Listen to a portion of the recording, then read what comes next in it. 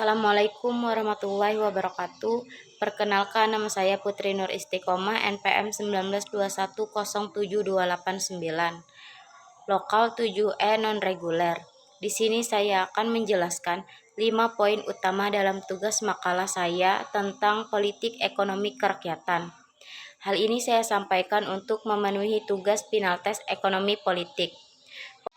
Poin pertama yaitu definisi politik ekonomi kerakyatan. Sistem ekonomi kerakyatan pertama kali dicetus oleh Bapak Proklamator kita Dr. Andes Muhammad Hatta. Sistem ekonomi kerakyatan adalah suatu sistem perekonomian yang berlandaskan pada ekonomi rakyat sebagai kekuatannya. Ekonomi rakyat sendiri merupakan kegiatan ekonomi yang dikerjakan oleh rakyat dengan pengelolaan berbagai sumber daya ekonomi secara swadaya, tergantung pada apa saja yang dapat mereka usahakan dan kuasai. Dalam sejarahnya, kemunculan sistem ekonomi kerakyatan di Indonesia dimotori oleh Bung Hatta, kala itu pada tahun 1933. Dalam kapasitasnya sebagai negarawan dan salah satu pendiri Republik Indonesia. Pak Hatta juga dikenal memiliki gagasan tentang konsep koperasi. Poin kedua, tujuan politik ekonomi. Ekonomi kerakyatan sejatinya merupakan sebuah sistem yang bertujuan untuk mewujudkan rakyat yang sejahtera. Sistem ekonomi ini juga bersifat terbuka, berkelanjutan, dan mandiri.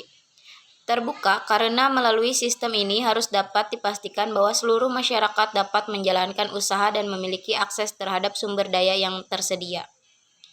Berkelanjutan, artinya kegiatan ekonomi yang dilakukan masyarakat dapat terus berlangsung tanpa mengorbankan masa depan dan masyarakat sendiri dalam skala yang lebih luas. Mandiri, karena masyarakat melakukan kegiatan ekonomi dengan memanfaatkan sumber daya lokal yang tersedia dan fokus untuk mencukupi kebutuhan sesamanya pula. Poin ketiga, ekonomi kerakyatan dalam negara Pancasila dan contohnya. Undang-Undang Dasar 1945 menjabarkan ada 5 peran yang harus dilakukan negara dalam menjalankan sistem ekonomi kerakyatan, yaitu 1. Membutuhkan dan mengembangkan koperasi. 2. Mengembangkan dan memelihara BUMN.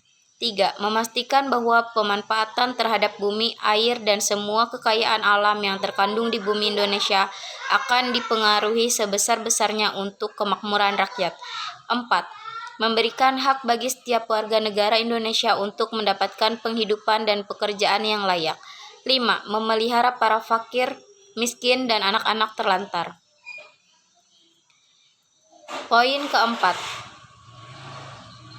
Namun sebelumnya, sebagai tambahan pengetahuan, perlu juga kita mengetahui terlebih dulu apa saja yang menjadi bahan pertimbangan ketika suatu negara ingin memilih sebuah sistem ekonomi untuk diterapkan.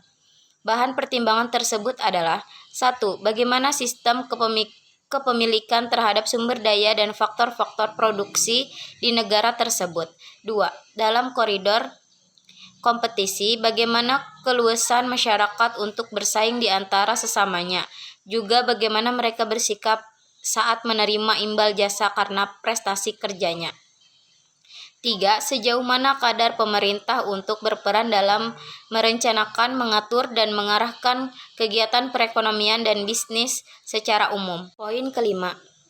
Ada 2 hal penting lagi yang harusnya dikerjakan juga oleh negara, yaitu 1. Melakukan pengelolaan anggaran negara demi terwujudnya kesejahteraan rakyat. Di samping itu, negara juga harus menerapkan pajak yang progresif dan memberi subsidi. 2. Memelihara stabilitas keuangan. Negara juga berperan dan menjaga kegiatan ekonomi yang ada agar selalu berjalan sesuai aturan.